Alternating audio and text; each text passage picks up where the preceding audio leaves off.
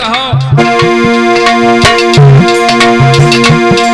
सब लेखन में अनेक हवाले और मुलायम अभी लगी है और मुलायम सिंह में भेद करे सर्वोत्ताय रखी है करे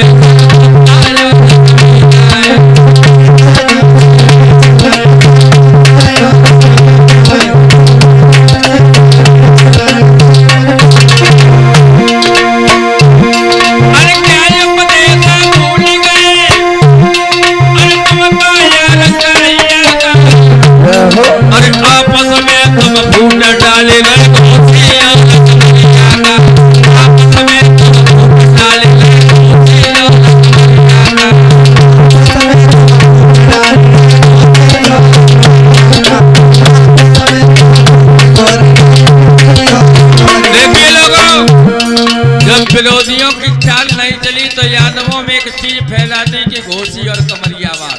क्या बात है। देखिए हम सब एक हैं, एक रहेंगे, अगर बटोगे तो कटोगे।